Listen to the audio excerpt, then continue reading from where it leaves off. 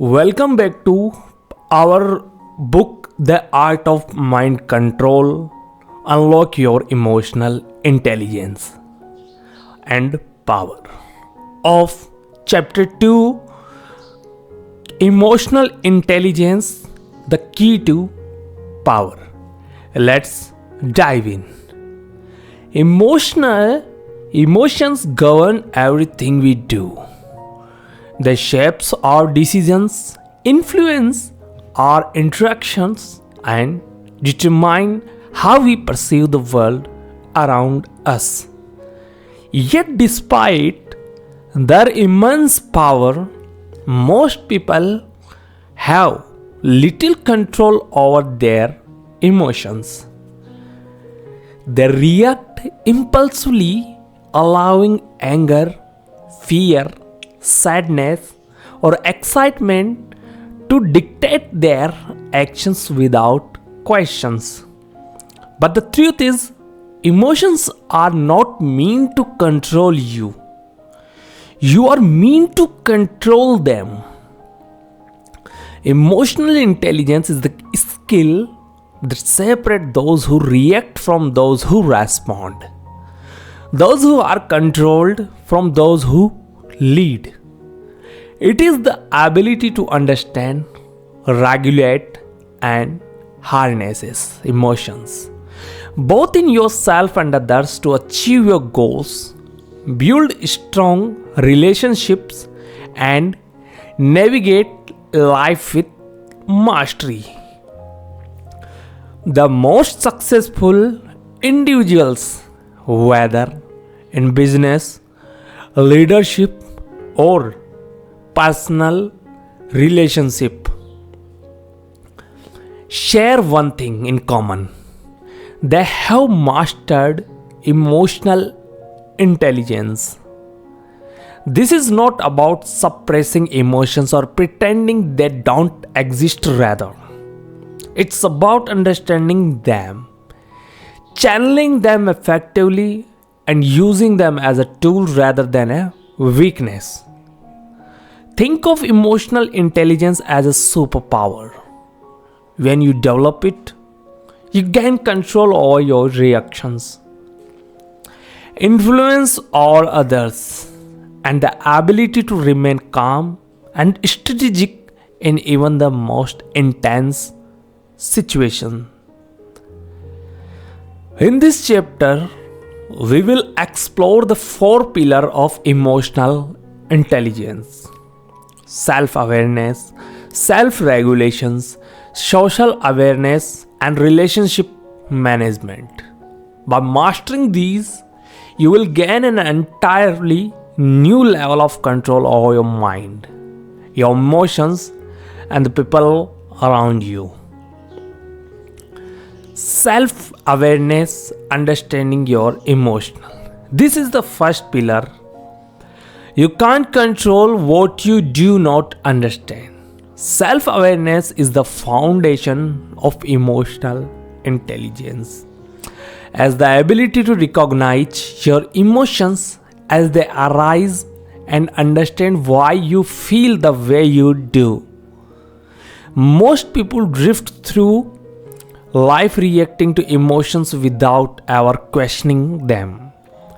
They feel anger and lash out, feel fear and retreat, feel sadness and shut down. But where do these emotions come from? What triggers them? And most importantly, how can you change your response? To develop self-awareness, you must become an observer of your own mind.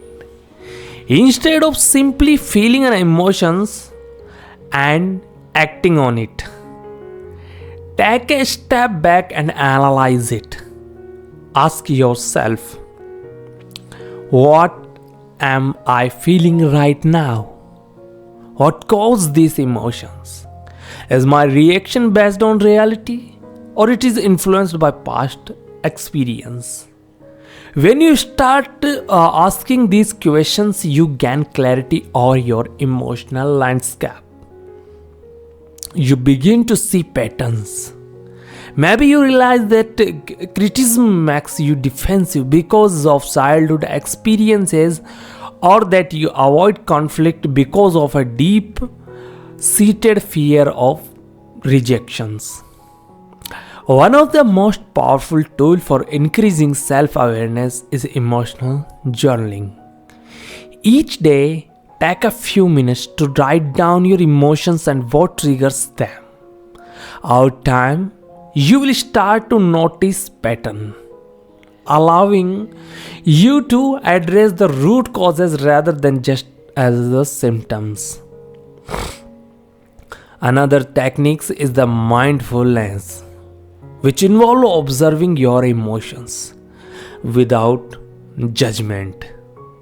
Instead of getting lost in anger, stress, or anxiety, you simply acknowledge the emotions, allowing it to pass without letting it dictate your actions. By strengthening self-awareness, you take the first step toward true potential. Mastery, you move from being a passive victim of your emotions to an active participant in shaping them. But self-awareness alone is not enough. You must also develop self-regulations, the ability to control your reactions rather than being controlled by them. Self-regulations, mastering emotional control. Imagine a leader who loses control at the slightest provocation, yelling at employee, making rash decisions, and letting emotions dictate their leadership. Would you respect them? Probably not. Now, imagine other leader who remain calm under pressure, respond to conflict with logic rather than emotions, and never allow external event to shake their composure. That is the power of self-regulations. The ability to control how you respond to emotions rather than letting them control you. Self-regulation does not mean suppressing emotions. It means channeling them effectively. When anger arises, instead of lashing out, you learn to pause, take a deep breath, and respond strategically. When fear creeps in, instead of retreating, you recognize it as a natural response and push forward regardless. This ability is what separates the emotionally strong from the emotionally weak. One of the most effective techniques for the self-regulation is the pause method. Before reacting to an emotion, pause for 5 seconds. The brief moments allow your rational mind to catch up with your emotional response, preventing impulsive reactions.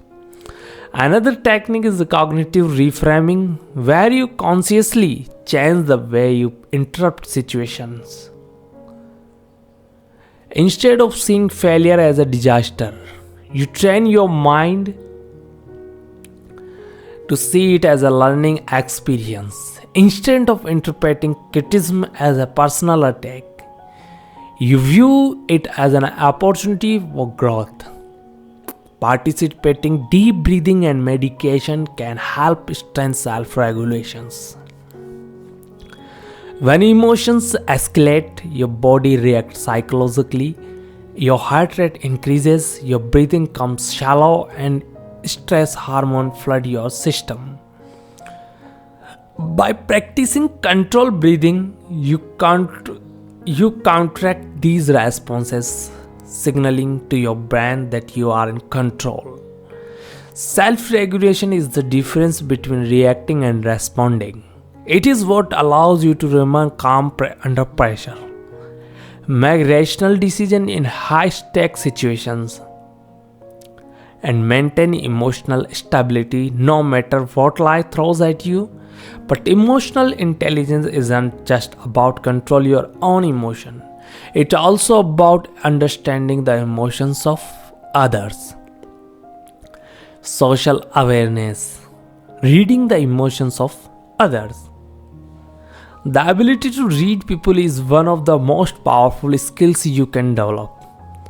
Whether in businesses, relationships, or everyday interactions, understanding what others feeling gives you a massive advantage. This is where social awareness comes in. The ability to recognize and interrupt the emotions of those around you. People communicate more through body language, tone of voice, and micro expressions than they do through words. Someone may say, "I am fine," but their crossed arm, tense shoulder, and flat tone tell a different. Being socially aware means picking up on these subtle cues and adjusting your approach accordingly. One of the best ways to improve social awareness is to actively listen. Most people listen to respond rather than listening to understand. They are too focused on what they will say next rather than truly absorbing what the other person is expressing. To develop social awareness, practicing deep listening, fully engaging with a speaker, noticing their tone, body language, and emotions, energy. Ask yourself, what is the person really feeling? What are they not saying? Another powerful technique is mirroring, where you subtly match the body language and tone of the person you are speaking to. This creates a subconscious sense of connection, making them feel understood and comfortable.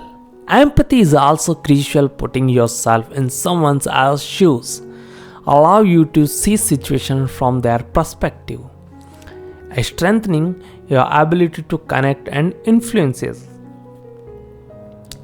Social awareness is what allows you to navigate complex social dynamics, read people effortlessly, and build strong, meaningful connections. But understand, emotion is only half the battle. How you manage those emotions in a relationship determine your true influences. Relationship management, the art of influences. Emotional intelligence is not just about understanding emotions, it's about using them strategically in leadership, negotiation, sales, and personal relationship. Those who can guide emotional dynamics hold the most power. Relationship management is the ability to influence, pursue, and build strong connection through emotional mastery. One of the most critical skills in relationship management is conflict situation. Disagreements are inevitable, but how you handle them determines whether they strengthen or weaken a relationship. Relationship or escalating conflicts. Emotionally intelligent individuals seek to de-escalate and find common ground. They listen, validate, and other person's emotions and relationship with logic rather than defensiveness. Building rapport is another key component. People are drawn to those who make them feel understood and valued. By practicing genuine curiosity, deep listening, and emotional validation, you can create a stronger communication and become someone's other naturally trust and follow. Emotional intelligence is the ultimate form of mind control, not over others but over yourself. When you master it, you gain control over your emotions, influence over people, and the ability to navigate life with power and precision.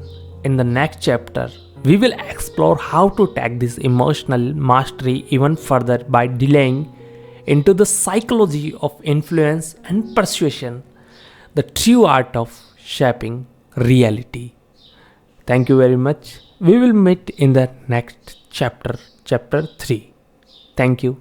Have a nice day.